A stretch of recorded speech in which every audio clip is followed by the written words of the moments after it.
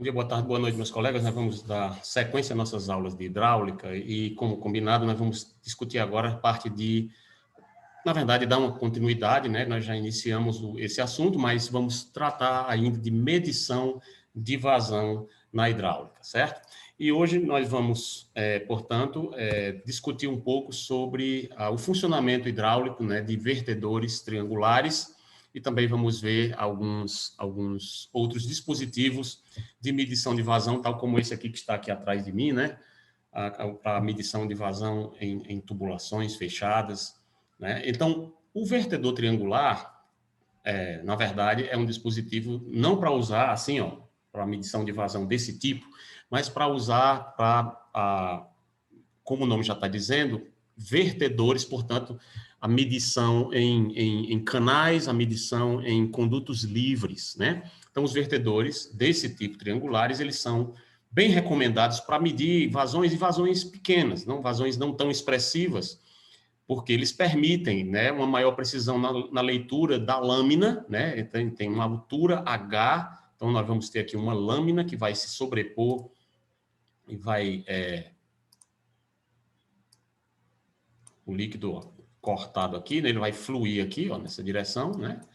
E ele vai gerar uma lâmina H aqui, certo? E essa lâmina, ela vai ser medida. E a medida dessa lâmina H aqui, a partir dela, nós obtemos a altura que vamos conseguir a medição da vazão. E vai permitir uma maior precisão na medição do que se nós considerássemos aqui soleira plana, isto é, quando você tiver essa região aqui do vertedouro plano, como seria o caso de um vertedouro retangular ou quadrado, né?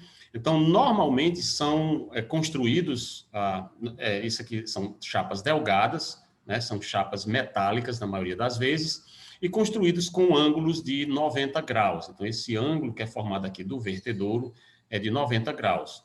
E aqui nós temos um modelo matemático para o cálculo da vazão, que seria 1,4, o modelo, que multiplica a altura da lâmina que for medida aqui, que está vertendo, elevado a 5 meios. Então, com isso, nós conseguimos estimar com boa precisão e uma precisão razoável, quando são para pequenas vazões, as vazões de condutos, né, ou de condutos em vertedouros que estão sob a ação da gravidade, que você não está tendo aí nenhum, vamos dizer assim, nenhum conduto forçado, você está tendo um canal, né, e você quer conhecer a vazão desse canal, então você promove a passagem do líquido através desse vertedouro e aí mede a vazão que está passando, né?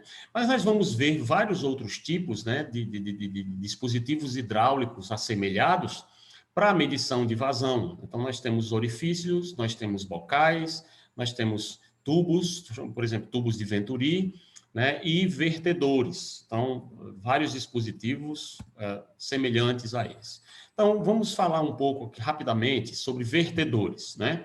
Do ponto de vista da definição do que seja um vertedor, nós podemos definir como sendo paredes, diques ou aberturas, como você pode ver aqui, sobre os quais o líquido escoa. Então, o objetivo é fazer passar o líquido sob condições controladas, né? Então, também é aplicado para extravasores de represas, por exemplo, em grandes açudes ou em grandes lagos, ou então em grandes usinas hidrelétricas. Você tem, como é o caso de Itaipu, por exemplo, nós temos aqueles mega ultra vertedores, né, para garantir o controle do equilíbrio, para que não haja o transbordo, né, quando há a ocorrência de cheias.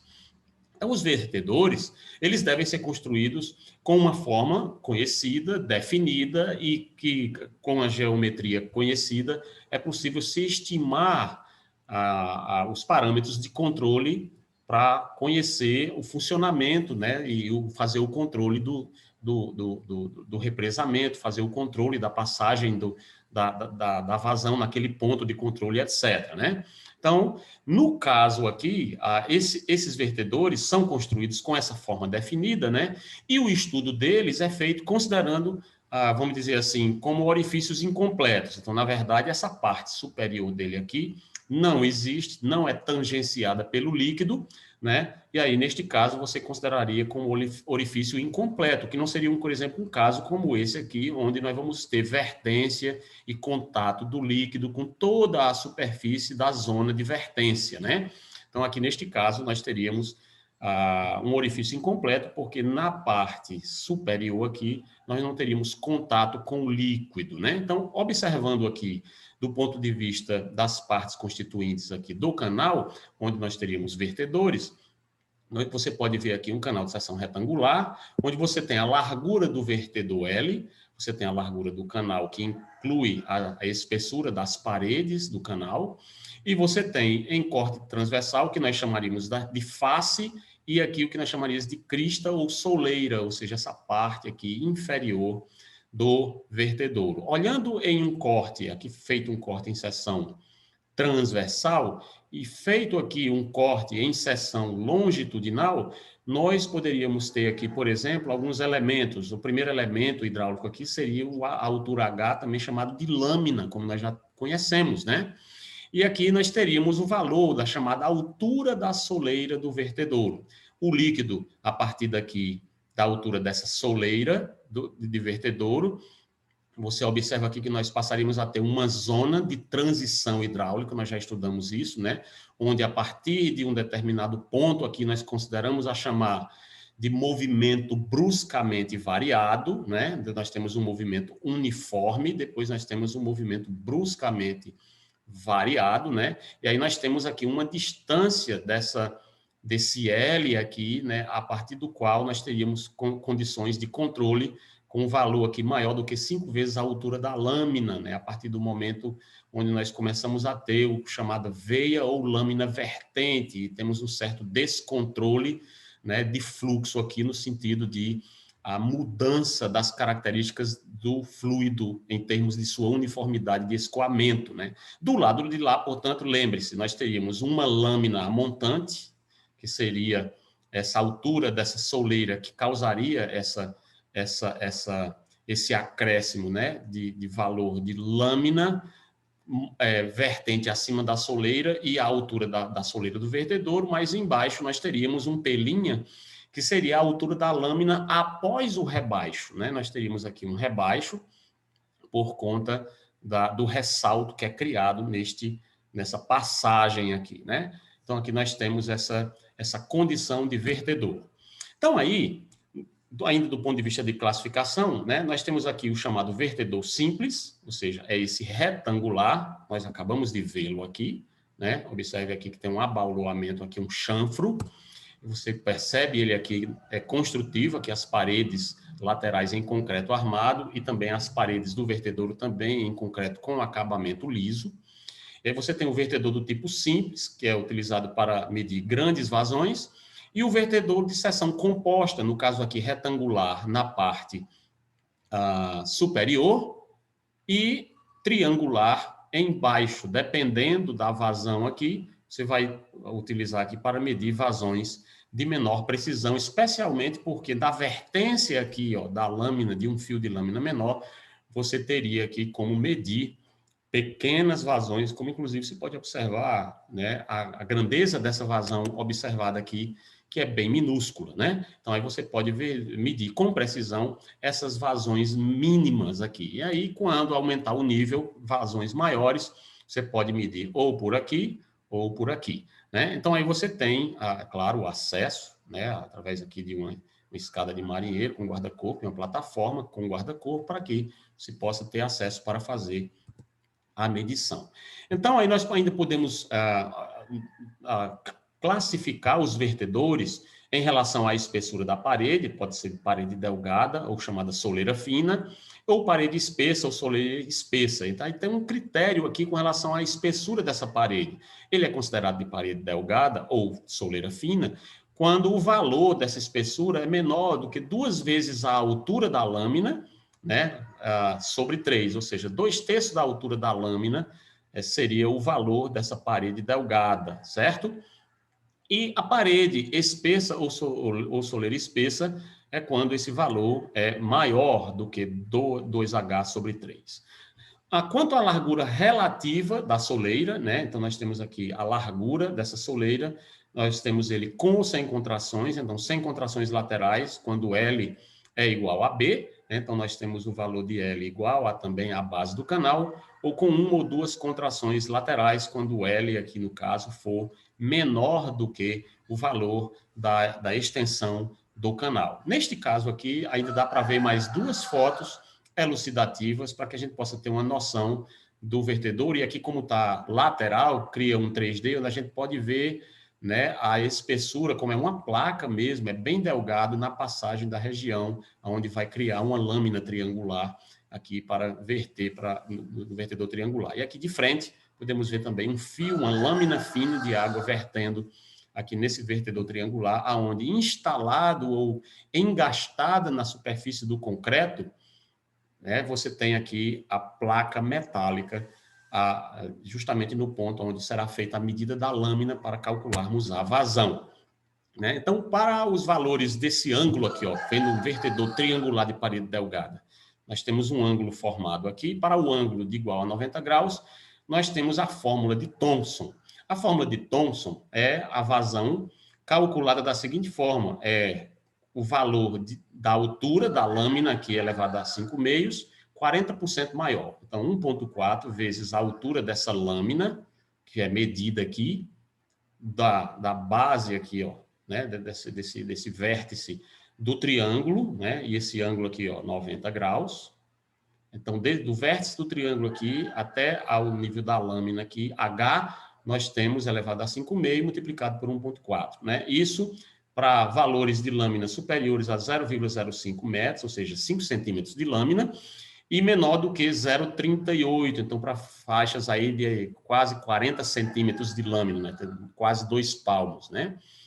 Então aí, considerando esses valores também de P aqui, ó, esse valorzinho aqui, ó, P, né, até o vértice, maior do que 3 vezes a altura da lâmina, e a base B maior do que 6 vezes a altura da lâmina. Seria mais ou menos aqui os critérios de dimensionamento válidos para trabalhar-se o projeto de um vertedor triangular baseado na fórmula de Thomson para medir a vazão. E temos ainda a fórmula de Gooley e Gramp, né, que você tem aqui 1,32 vezes H elevado a 2,48, né, 5 meios, né?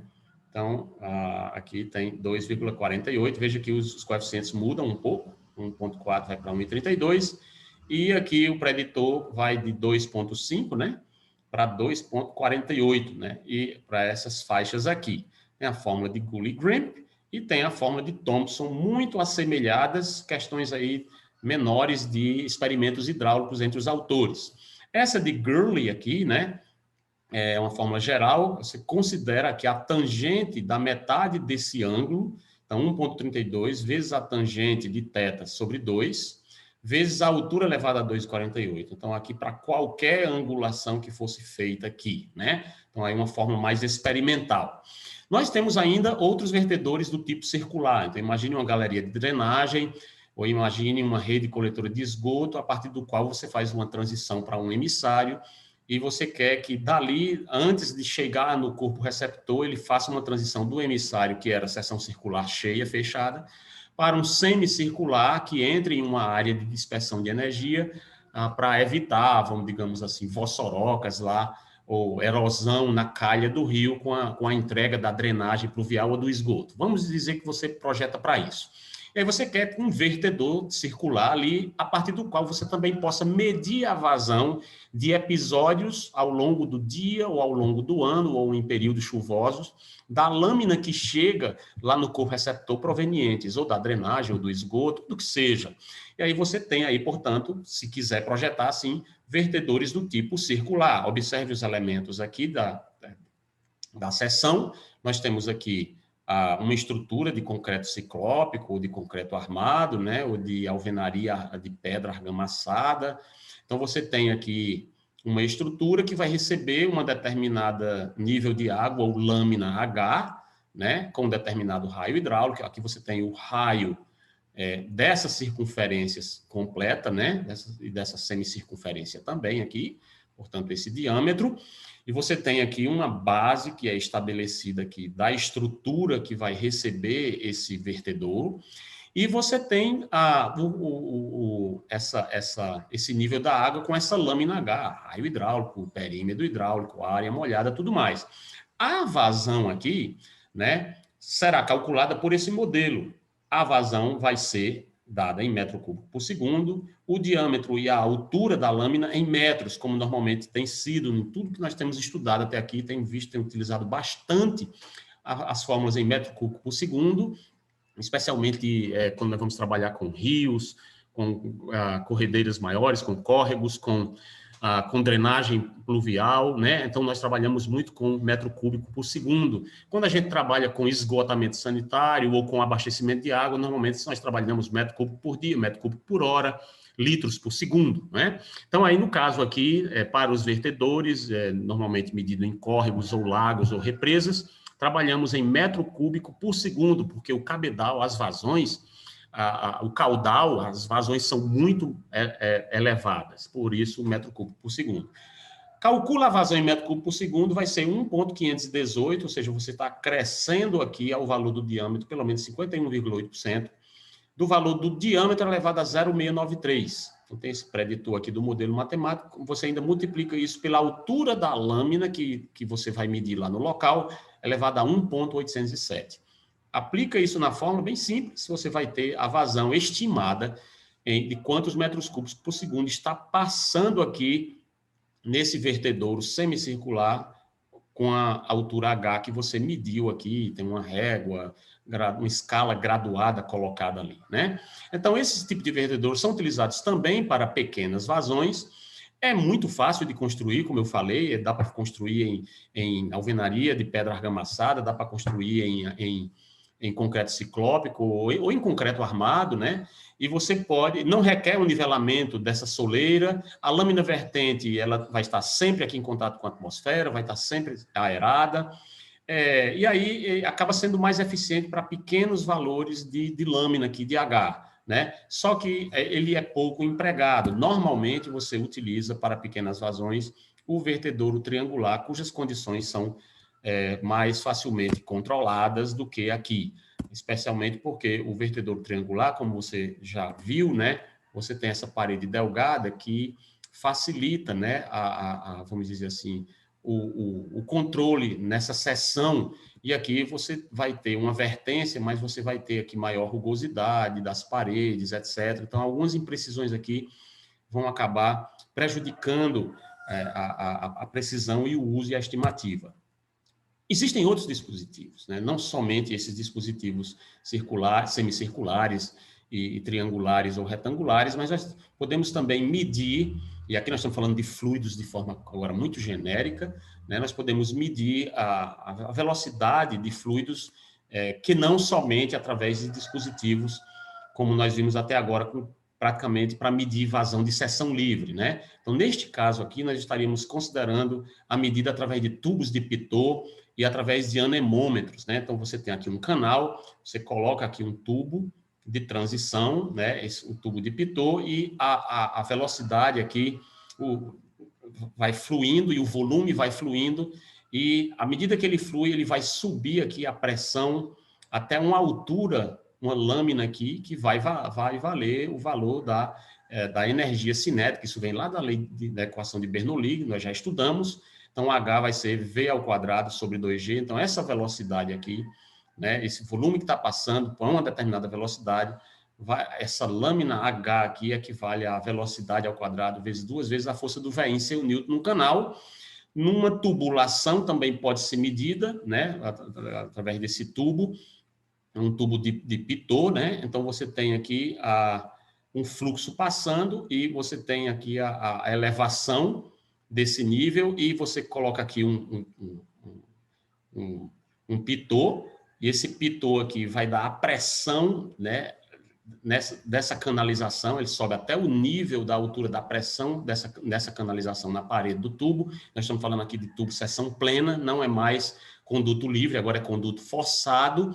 Aí você tem, ele sobe até essa determinada altura, e o diferencial de altura entre a pressão aqui, a estática do fluido, e esse valor aqui dinâmico, né, da subida do fluxo, né, vai valer também V2 sobre 2G. Esse diferencial de pressão, né, pode ser medido para você fazer as estimativas dos cálculos, e a velocidade aqui é calculada pela raiz de 2 vezes G vezes H. Quando você imagina, né, quando você está num veículo, num carro, é mais ou menos intuitivo para nós, né, saber qual é a velocidade, como estimar a velocidade de um veículo. Então, você tem acoplado as rodas do veículo, que estão acopladas ao chão, você tem como um dispositivo para fazer a medida da velocidade do carro que está acoplado à roda do carro que está girando cada vez mais rápido, cada vez mais devagar, aumentando ou diminuindo a velocidade do veículo lá no odômetro.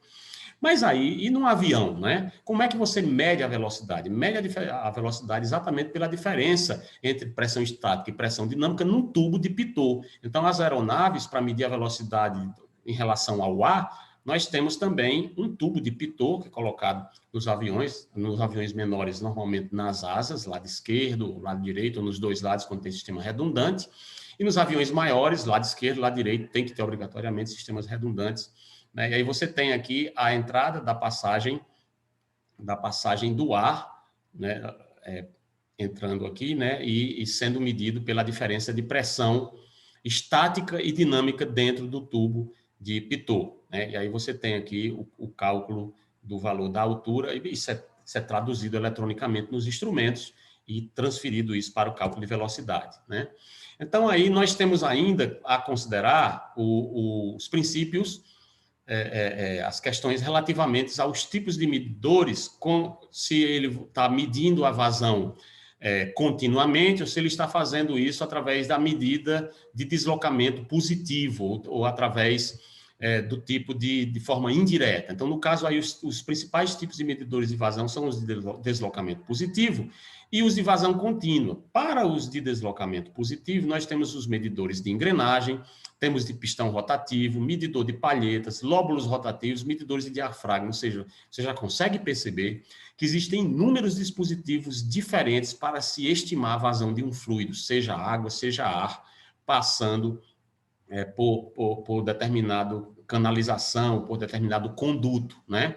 Então, se for de vazão contínua, então você faz, no caso, os de pressão diferencial, que eles chamam aqui também de medidores de primogênitos, mais na área metal-mecânica, industrial, turbinas, medidores eletromagnéticos ou roda d'água, uma turbina tangencial, medidores de área variável, chamados rotâmetros, e medidores ultrassônicos, alguns deles bem empregados, como é o caso do eletromagnético de turbina e ultrassônico. Por exemplo, ultrassônico a gente utiliza para medida de vazão em Collier Partial, em estação de tratamento de esgoto em estações elevatórias. De turbina, muito conhecido, medidor de turbina, quando nós temos os nossos hidrômetros domésticos, né, para medir a vazão que passa, que está alimentando a sua casa, para você pagar a sua conta da concessionária, da CAGES, da Sanepar, da CAGEPA, onde for, né, da CAERN. Ou então você tem lá um medidor, um hidrômetro, para medir quantos metros cúbicos você está consumindo de água por mês. Pronto, está aqui. Então, nós utilizamos medidor desse tipo de turbina. E aí também o eletromagnético também é utilizado em alguns casos de ETAs, ETs, né, para medição hidráulica, certo? Medidor de engrenagem, por exemplo, é utilizado mais na parte de pistão, todos esses outros aqui mais na parte de metal mecânica industrial, né? Muito bem. Então, você tem ainda, né, no caso aqui, o anemômetro, eu coloquei por desencargo de consciência, na verdade não é a hidráulica no sentido de fluido, né? O ar é um fluido, e aí nós utilizamos os anemômetros, né, também para medir a velocidade, né, e, portanto, a vazão de fluxo, a velocidade que está passando de ar, né? Nesse caso aqui, para medir a velocidade do vento. O anemômetro completo, né, desses que você vê nas estações meteorológicas, e em aeroportos, né, e em estações de estudo experimental para a área de estudo de clima, né, de microclima urbano, etc. Você tem não só medida a direção, mas a velocidade do vento. Você pode ver aqui as conchas, o ar vai passar aqui, vai girar essas conchas aqui, né? Então, esse também conhecido como anemômetro de conchas, você vai ter aqui essas conchas, né, como esferas, né, de meia esfera oca, são montadas simetricamente a partir de um eixo, formando ângulos retos com esse eixo. E aí o giro desse braço aqui mede a rotação dele, né, em quantas RPMs, né, e isso é enquadrado proporcionalmente à velocidade do escoamento do fluido aqui, né, isso é feito experimental, montado, depois é feita a escala, a transferência, e você tem o cálculo aqui, portanto, do escoamento, da vazão de ar, né, e, portanto, da velocidade também que pode ser calculada. E aí a rotação do eixo vai independer da direção do escoamento do ar. Agora, nós vamos, nesse tipo aqui, nós vamos ter aqui o anemômetro, onde você consegue medir a direção e a velocidade do vento, né? Aqui, em geral, nós vamos falar agora do outro tipo, que é o de deslocamento positivo, né? Você destina para você medir a vazão que está passando imediatamente ali na hora, né? Não, aliás, você não, na verdade, você não está fazendo a medida do que está passando ali na hora, mas, na verdade, o que você está fazendo é, à medida que vai passando a vazão ali, você computa, através da vazão que passa, o volume acumulado que passou durante um determinado período de tempo. Então, o que você está, na verdade, registrando é o volume que se acumula pela vazão que foi sendo medida ali ao longo do tempo, né? Então, você tem aqui, no caso, o de deslocamento positivo, semelhante aos que nós temos para a medição, vamos dizer, de bombas de combustível, até para medir também o nosso acúmulo de volume de água no hidrômetro, num macromedidor, num micromedidor. Agora, eles utilizam também na metal mecânica para fluidos viscosos, né? Por exemplo, como óleos, né? Então, aí você tem aqui a alimentação de caldeiras também para controlar o consumo de óleo e combustível, quando a caldeira é alimentada a óleo e combustível, etc. Então, o movimento rotativo ele vai acionar um mecanismo de engrenagens internas aqui, ó, dentro desse flange, e aí você vai ter ponteiros ou dispositivos eletrônicos, né, para medir. Você tanto aqui é um analógico, mas você também pode ter a medição através de dispositivos digitais, né, para medir o deslocamento, né? Então, nesse outro aqui, nós temos o chamado medidor do tipo turbina, né? Vou tirar o cabo feio do meio aqui. Você pode ver aqui, aqui tem um tubo de vidro, né, ou de polietileno.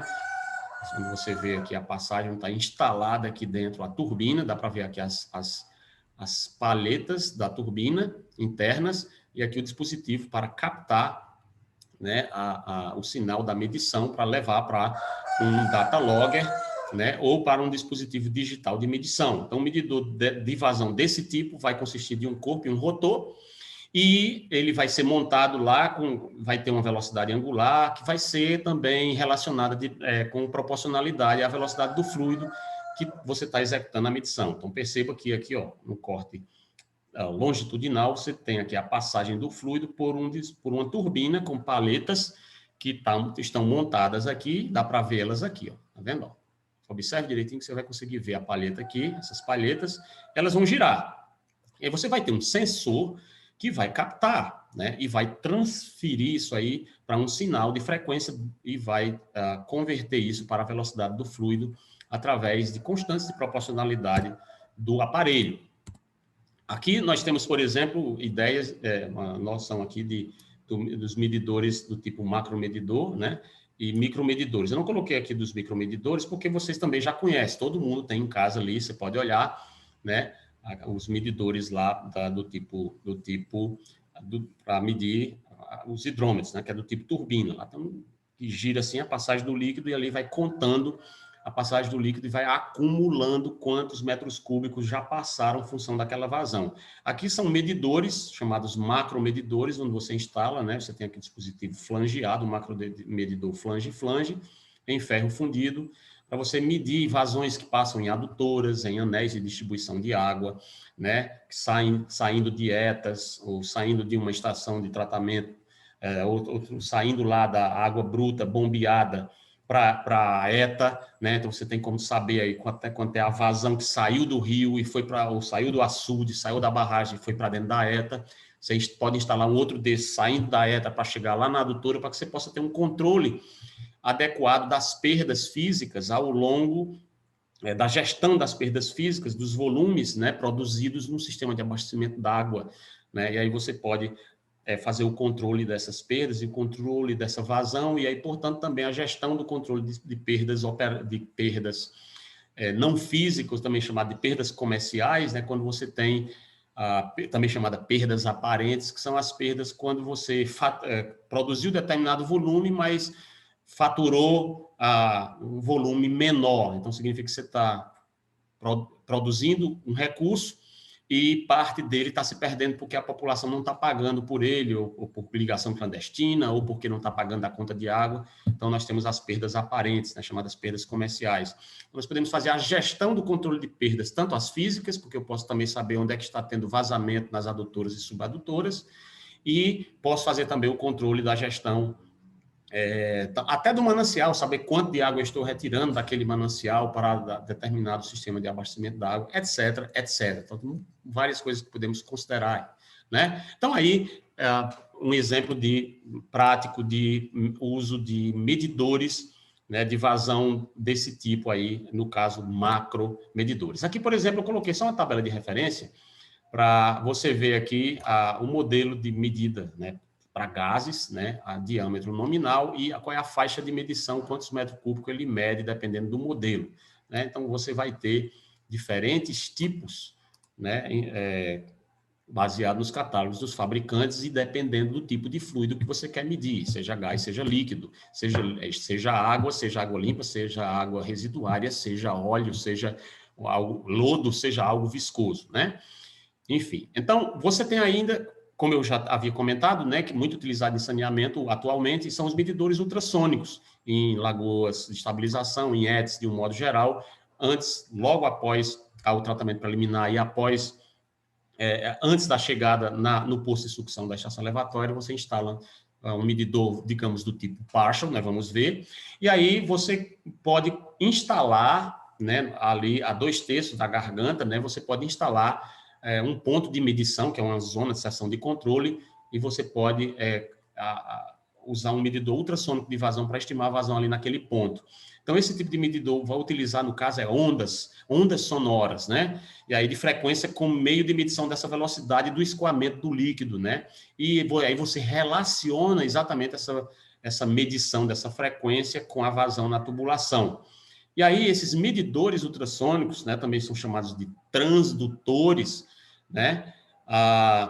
Existem os medidores em que os elementos que realizam a emissão e a recepção dessas ondas ultrassônicas são localizados externamente à tubulação e em modelos os transdutores são fixos em contato com o fluido. Então, tem dois tipos diferentes, mas o fato é que esses medidores, através dessas medidas, né, dessas emissões sonoras de frequência, podem traduzir essas emissões em vazão de fluxo captado por um elemento armazenador, pode ser data logger, que você vai ter várias vazões medidas a intervalos programáveis, para que você possa, inclusive, estabelecer com precisão o hidrograma de vazão que está oscilando entre vazão mínima, média e máxima ao longo do tempo, digamos, numa estação de tratamento de esgoto ou numa estação de tratamento de água, né? E aí você pode fazer essa medição. E esses transdutores, esses emissores receptores de ultrassom são construídos aí na verdade, de material, né? de cristais chamados piezoelétricos, e que funcionam como fosse uma fonte de ultrassom, né? Então, ele envia esses sinais acústicos através do fluido, e aí até atingir esses sensores que estão lá esperando receber esse sinal.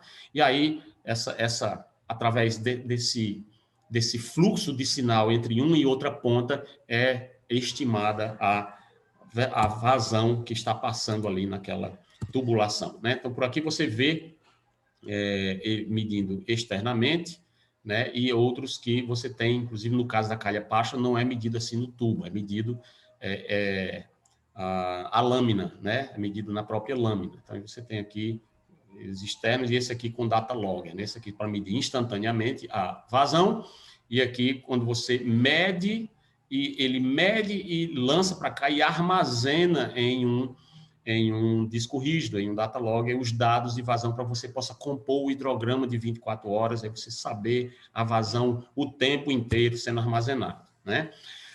Quando nós vamos fazer medição em estações de tratamento de água e em estação de tratamento de esgotos, nós empregamos muito um medidor, muito empregado mesmo na área do saneamento, na área da engenharia ambiental e sanitária, que é a chamada calha partial.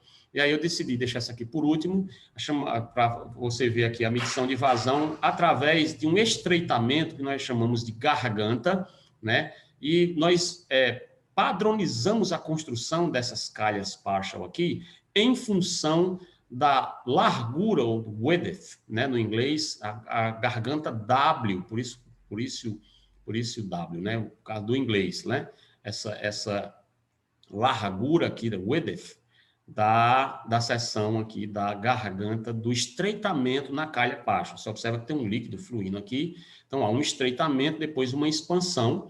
E aí, né, esse estreitamento cria um ressalto. Esse ressalto, não só o estreitamento, mas também uns degraus promovidos na própria calha partial, vão criar um ressalto, vão criar um movimento bruscamente variado, que vão sustentar uma lâmina a montante da calha partial, e aí garantir uma superfície de controle de movimento uniforme. E aí, nesse ponto, normalmente localizado aqui a 2/3 dessa região aqui, você tem a localização ou de uma régua medidora de lâmina, você entra numa tabela e calcula a vazão que está passando, ou você coloca um medidor ultrassônico desse aqui, localizado lá na calha partial, e ele vai medindo e mandando ou por telemetria, né, pelo sinal pela internet, e mandando diretamente para a mesa do operador, do gestor da estação de água ou de esgotos, ou então vai armazenando em data loggers para depois ser feito download desses dados para fazer a gestão, acompanhamento e controle, né? Então, aí nós fazemos, portanto, o controle dessa velocidade através da calha partial, como nós podemos ver aqui uma seção transversal, de um tratamento preliminar de esgotos, né, a partir do qual, na sequência, nós temos a instalação de uma calha dessa para medir a vazão e para fazer o controle dessa lâmina e ser conhecida, né, inclusive para outra função também. Essa calha partial não só ajuda a medir a vazão, mas ela também ajuda a manter essa lâmina, que também ajuda a manter o funcionamento adequado desse dispositivo aqui, chamado dispositivo desarenador, caixa de areia. O objetivo é fazer com que uma partícula que vem passando aqui, ó, ela tem uma velocidade horizontal, mas ela também tem uma velocidade de decantação por causa da força do V índice, seu Newton, puxando para baixo. Então, eu tenho aqui essa areia que está passando aqui, essa partícula, e ela vai decantando. Nós projetamos uma caixa de areia para que a componente, né, de velocidade vertical e horizontal faça com que essa areia seja retida dentro de um rebaixo aqui, que nós chamamos caixa de areia ou desarenador convencional. O esgoto está passando e nós vamos ter essas alturas, teremos alturas mínimas, médias e máximas variando em função, né, do hidrograma de vazões que vai chegando pela canalização do emissário aqui na estação de esgoto. E nós temos uma lâmina Y aqui na região da seção de controle. É essa lâmina aqui que nós vamos procurar, é essa lâmina H. Nós temos uma lâmina Y, que é gerada aqui para garantir o funcionamento da caixa de areia, e nós temos um ressalto chamado Z aqui, né, cujo valor descontado da lâmina na seção de controle vai dar a lâmina na caixa de areia para garantir o funcionamento da mesma. Então, na verdade, vamos ter essa altura H aqui, né? Descontando o valor do ressalto, nós teremos a lâmina Y.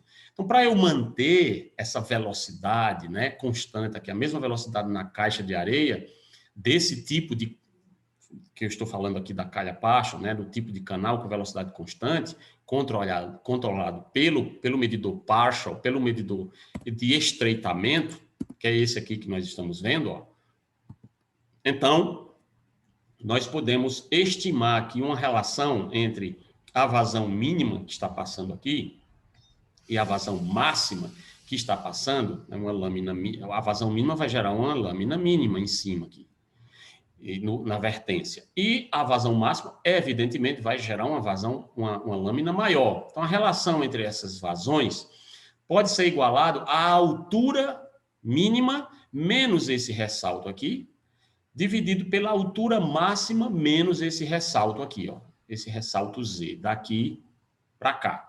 Então, esse valor aqui é perfeitamente conhecido porque nós podemos calcular a lâmina que passa na calha Paschal, porque a calha Paschal é um dispositivo projetado com medições padronizadas e em função dessa garganta aqui, através de modelos experimentais, nós podemos estimar o cálculo da lâmina que passa em função da lâmina, da garganta, na verdade, né? Então, em função de uma garganta aqui, você tem faixas de vazão que atendem à instalação de determinada calha Paschal, e aí você entra no modelo matemático, pega os coeficientes, né, lineares e os preditores, aplica no modelo matemático e calcula o valor da lâmina. Então, você conhece as vazões do seu projeto de água e de esgoto. Então, você tem vazão mínima, tem a vazão média, tem a vazão máxima, e você pega a vazão mínima e a vazão máxima e pega o modelo da calha Paschal e calcula a altura, a lâmina da altura H mínima, quando tiver em condições de vazão mínima, você tem condição de calcular qual é a lâmina mínima. Quando tiver em condições de vazão máxima, você tem condições de calcular qual é a vazão máxima. Aí você calcula o H máximo. Então, você tem todos esses dados, o que lhe sobra é o Z. E esse Z aqui você vai encontrar para você dimensionar esse ressalto. Esse ressalto aqui construído e colocado na instalação da calha Paschal, vai exatamente garantir que essa lâmina seja mantida para o funcionamento desta caixa de areia a montante, convenientemente para projetos de estação de tratamento de esgoto em nível preliminar, e, ao mesmo tempo, vai garantir aqui, junto com esse ressalto, né? Você vê que a calha Paschal tem um rebaixo aqui, né? E esse rebaixo aqui vai criar um ressalto que vai manter a lâmina, a montante da calha Paschal, em uma região onde nós estabeleceremos a seção de controle para medir a vazão, né? Mais ou menos aqui assim.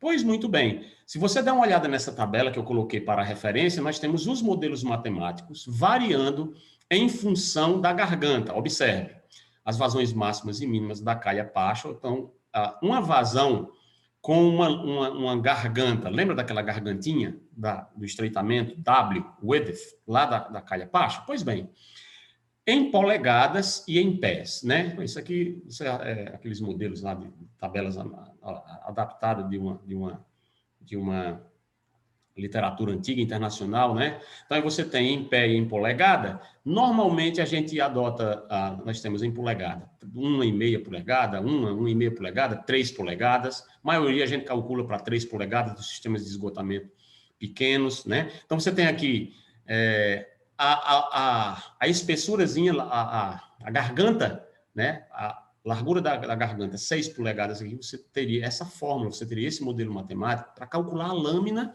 né? No caso aqui, a vazão é dada em litros por segundo e a altura da lâmina vai ser dada em metros, né? Então, você aplicando para a vazão, você teria aqui 381 vezes HA elevado a 1,58. Então, você tem aqui como calcular a lâmina, né?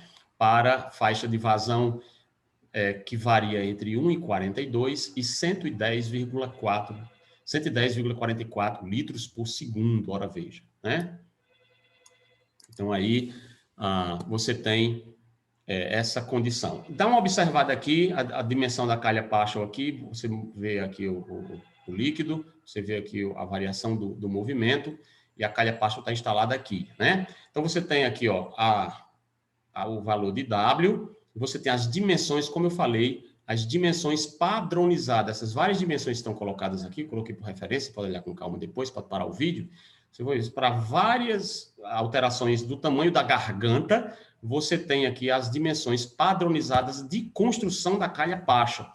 Visto em planta e visto em corte, você tem aqui o formato, aqui, ó, laje de concreto, lá na estação, o rebaixo que causa o ressalto que mantém a lâmina firme aqui, e a 2/3 daqui da garganta você pode instalar o dispositivo para fazer a medição de vazão. Então, você tem aqui essas dimensões A, W, C, G, F, B, P, todas elas aqui dadas, né, em cada catálogo de fabricante que você vai adquirir a calha Paschal, normalmente construída em fibra de vidro ou em PRFV, né? fibra de vidro reforçado com poliéster. Aqui, por exemplo, o modelo, né, de uma calha partial padronizada, construída aqui em fibra. Então, você tem a fórmula da calha partial, né? E aí você tem um modelo geral, né? O modelo geral para o cálculo da vazão, que vai levar em consideração a lâmina, né? E o valor da perda, né? De carga. Então, aquele modelo geral da perda de carga, vazão em metro cúbico por segundo, vai ser igual a KHN. Então, K é o valor do preditor linear, né? Para o cálculo da vazão, e N, o preditorzinho aqui, né, do exponencial da perda de carga da lâmina, né? Então, a lâmina é elevado a N para você encontrar a lâmina conhecida, a vazão.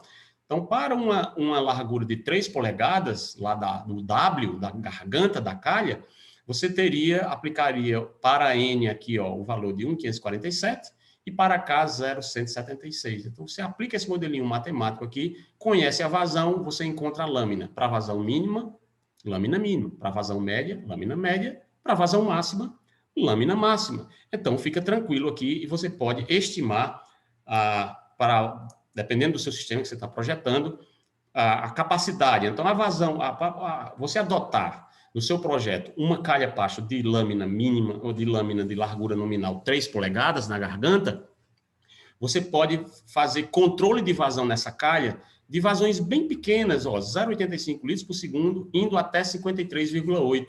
Observe, a de 6 polegadas vai de 1,52, a faixa é bem ampla, até 110,4. Então, você tem até calha partial com valores menores aqui, com lâminas de 1 polegada, né?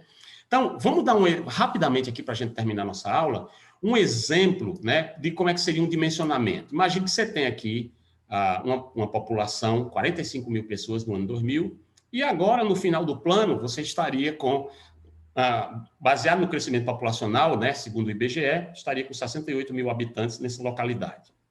É uma cidade aqui de porte pequeno a médio, né, entre pequeno e médio em nosso país, né? 80% dos municípios brasileiros tem 20 mil habitantes, então já vai aí para um porte aí de pequeno, subindo para médio, né? Nossa cidade tem 270 mil habitantes, então já é uma cidade de porte médio. Nós ficamos aí em uma cidade de pequeno porte ainda, né? Vamos dizer assim. Então, calculei lá as vazões e deu 41,67 vazão mínima e vazão máxima 150 litros por segundo.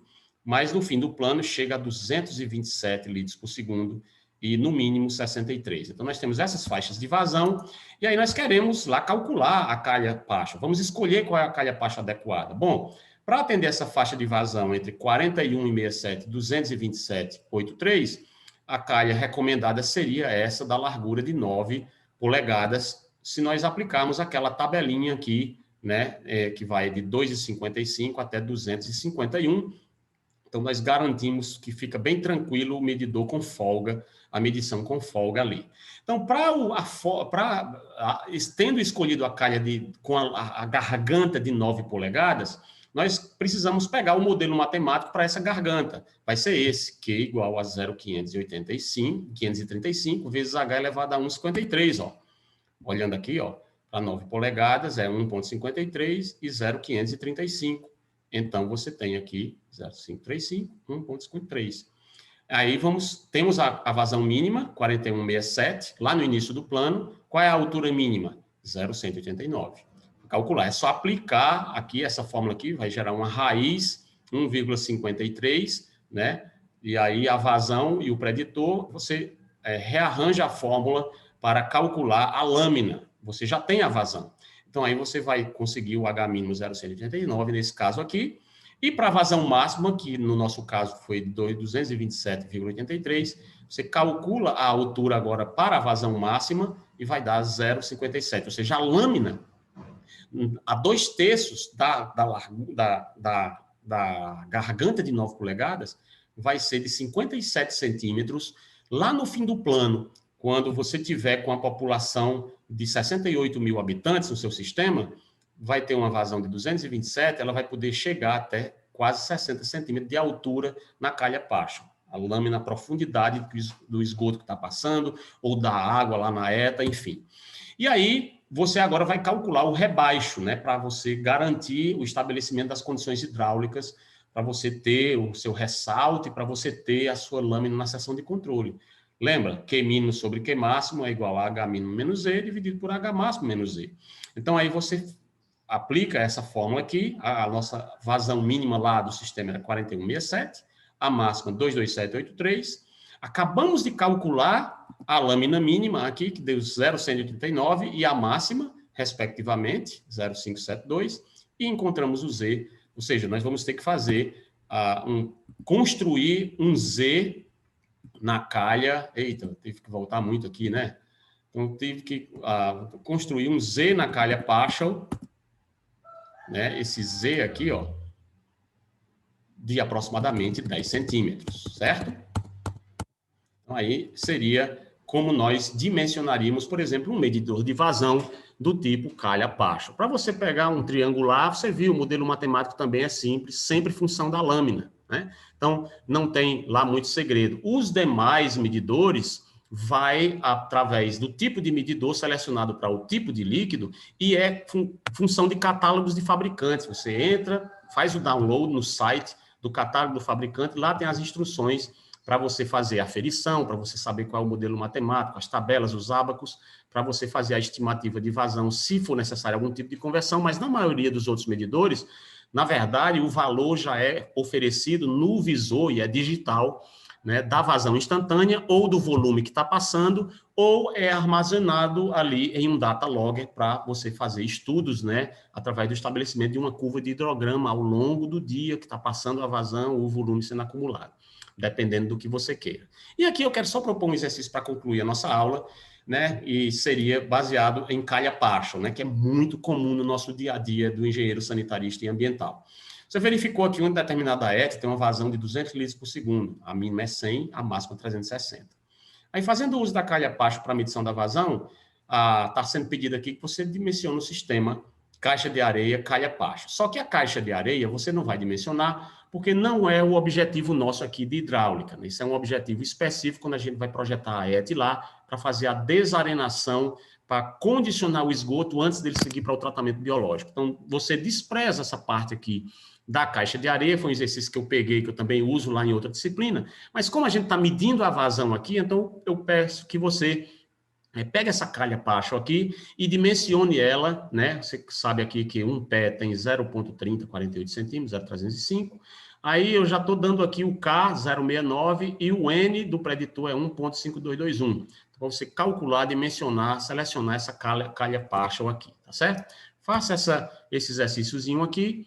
E aí, ó, de acordo com esse exemplo aqui, para você determinar as dimensões, no caso aqui, só você deixa de lado as dimensões aqui da caixa de areia, né, e calcula só a parte relativamente à calha partial. Aqui está o valor da fórmula da altura da lâmina nas calhas partial, né, e o valor da vazão na calha partial em função da lâmina, né, e para essas vazões aqui. Então, faz esse exercíciozinho aqui só com o objetivo de tentar fixar um pouco daquilo